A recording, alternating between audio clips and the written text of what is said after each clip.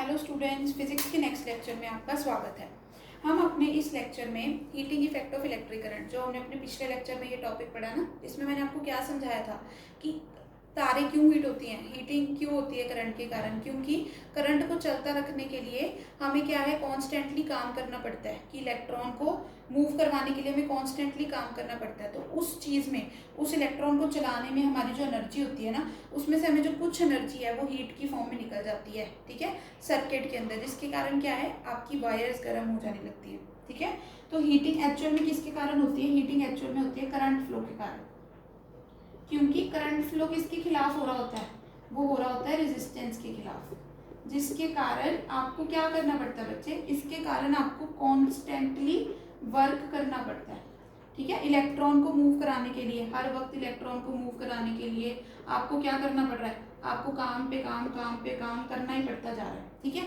इसके कारण क्या होती है, आपकी तारें गर्म होने लग जाती हैं। ओके, आज हम heating effect of electric current के फॉर्मूले को निकालने की कोशिश करेंगे कि अगर मान लो तार में इतना करंट फ्लो कर रहा था, तो हमें बताओ, इतनी वोल्टेज हमने लगाई थी, इतना रेजिस्टेंस था, तो हम ये कैसे देख सकते हैं कि इसमें से कितनी जो एनर्जी है वो हीट की फॉर्म में बाहर निकल जाएगी, ठीक है। अब उस चीज़ को निकालने के लिए आपको थोड़ी सी ये चीज़ समझनी पड़ेगी। जैसे मान लो अभी मैं आपके सामने एक सर्किट बना के दिखाती हूँ। मान लो बच्चे, ये आपका सर्किट है, इसमें मैंने आपको बैटरी लगा दी है, ठीक है, एक क्या लगा दी है, रेजिस्टेंस। अब रेजिस्टेंस के अंदर से अगर करंट को फ्लो कराने के लिए हमें मेहनत करनी पड़ती है ना, तो मैंने रेजिस्टेंस को अलग से शो कर दिया, ठीक है। अब मान लो यहाँ पे क्या है, V पोटेंशियल आपने लगाया है और ये R रेजिस्टेंस है, ठीक है। अब सबसे पहले एक चीज़ समझो, मान लो ये करंट को चलाने के लिए आपने क्या करना है, Q amount of charge, capital Q amount of charge को यहाँ से यहाँ इस तरीके से मूव करवाना है,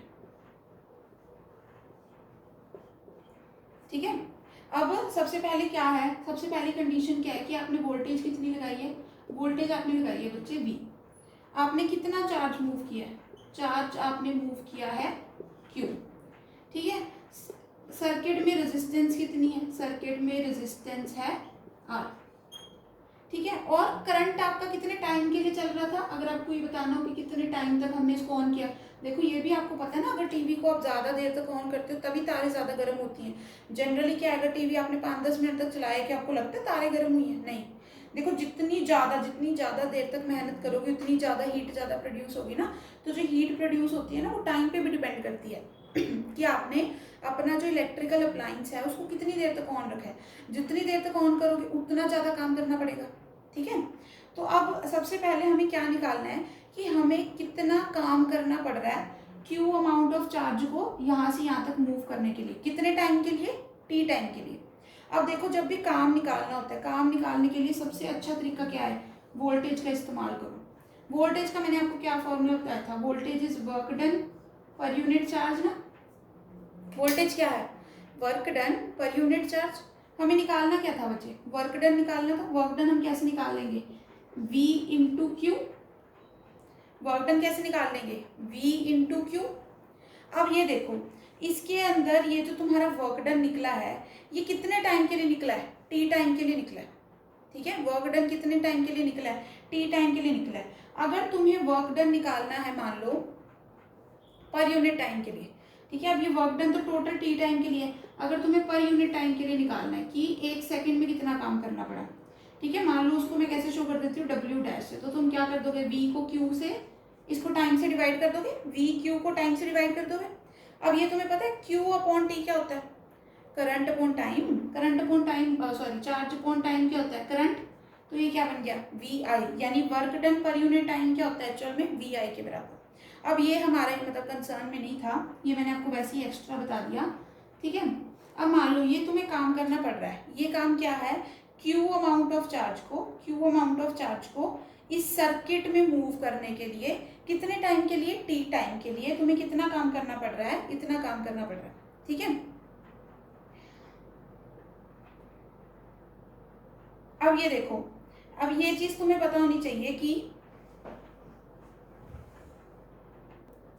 अब तुम्हें एक चीज क्या पता होनी चाहिए कि ये जो तुम्हारा वर्क डन है, वर्क डन भी क्या होता है, एक तरीके की एनर्जी होती है ना।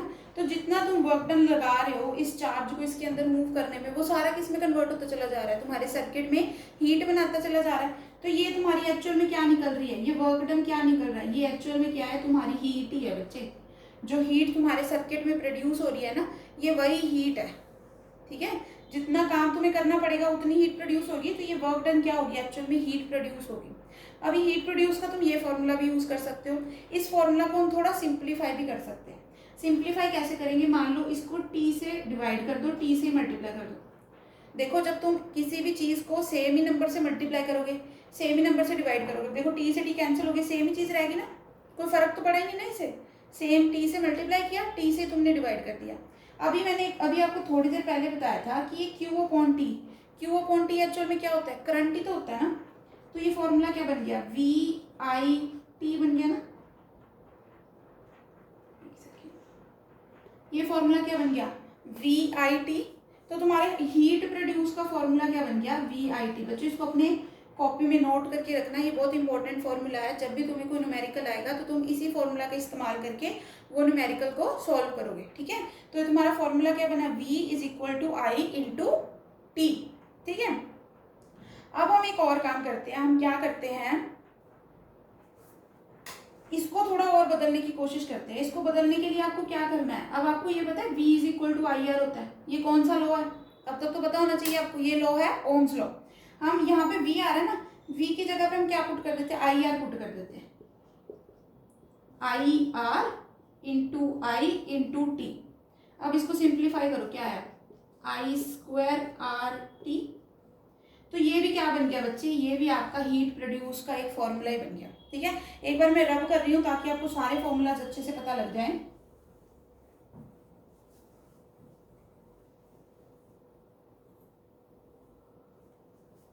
देखो एक फॉर्मूला तो क्या है आपका, H is equal to V I into T. एक और फॉर्मूला क्या है, ओम्स लॉ पुट करने पर आई स्क्वायर आर टी। अब मैं आपको एक और चीज बता दूं, इसमें आप आई को भी पुट कर सकते हो ना, v बाय आर, ये भी तो फॉर्मूला होता है। आई को भी यहाँ पे v बाय आर पुट कर सकते हो, तो h का क्या फॉर्मूला आ जाएगा, v square divided by R into T. यानी जो आपके ओम्स लॉ है ना, ओम्स लॉ के कारण आपकी हीट प्रोड्यूस के 3 फॉर्मूले बन जाते हैं, एक ये फॉर्मूला, एक ये फॉर्मूला और एक ये फॉर्मूला। अब ये देखो जैसे जैसे आपको न्यूमेरिकल में जरूरत पड़ेगी, मान लो अगर न्यूमेरिकल में सिर्फ वोल्टेज, रेजिस्टेंस और टाइम दिया हुआ है तो आप ये फॉर्मूला इस्तेमाल कर लो। अगर करंट, रेजिस्टेंस और टाइम दिया है तो ये फॉर्मूला यूज कर लो। अगर वोल्टेज, करंट और टाइम दिया है तो ये फॉर्मूला इस्तेमाल कर लो, ठीक है। तो तुम्हें एट ए टाइम तीनों फॉर्मूले याद होने चाहिए, ठीक है। ये फॉर्मूले तुम्हें हीट निकालने के, न्यूमेरिकल्स में हीट निकालने के काम में आएंगे।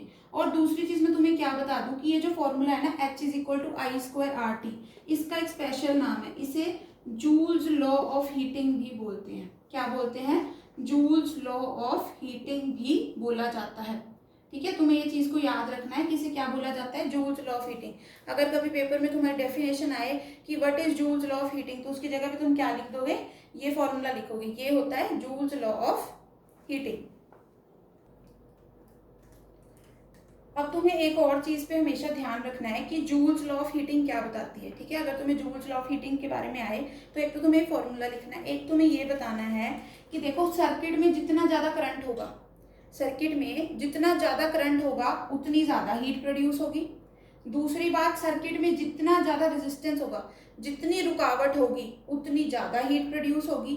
और जितने ज्यादा देर तक तुम करंट को क्या कराते रहोगे, फ्लो कराते रहोगे, उतनी ज्यादा हीट प्रोड्यूस होगी। यानी जूल्स लॉ ऑफ हीटिंग के अकॉर्डिंग, ठीक है। मैं बाकी फॉर्मूला रब कर रही हूँ, जूल्स लॉ ऑफ हीटिंग की ये सारी चीजें तुम्हें लिख के दे रही हूँ। जूल्स लॉ ऑफ हीटिंग के क्या बताता है कि जितना ज्यादा करंट उतनी ज्यादा हीट, ठीक है। करंट जितना ज्यादा उतनी ज्यादा हीट। दूसरा पॉइंट ये क्या बताता है, जितनी ज्यादा रुकावटें उतनी ज्यादा हीट। अब ये तो दोनों पॉइंट तो बहुत आराम से समझ सकते हो ना तुम। करंट जितना ज्यादा मतलब जितने ज्यादा चार्ज तुम्हें पुश करने पड़ेंगे उतनी ज्यादा हीट प्रोड्यूस होगी। रुकावटें जितनी ज्यादा है उतना ज्यादा तुम्हें काम करना पड़ेगा इसको पुश करने के लिए, तो ये भी ज्यादा होगा। फिर अगली चीज क्या है कि जितनी ज्यादा देर तक तुम इसको करंट को पास कराते चलोगे, यानी क्या कि जितना टाइम तुम ज्यादा लगाते चलोगे इस चीज को, करंट को जितनी ज़्यादा टाइम तक अपने सर्किट के अंदर पास करोगे उतनी ज़्यादा क्या है, हीट प्रोड्यूस होगी। ठीक है, तो ये थ्योरेटिकल क्वेश्चन है, इसका तुम इस तरीके से आंसर लिखोगे। ओके बच्चे, आज के वीडियो में इतना ही, बाकी हम नेक्स्ट वीडियो में करेंगे।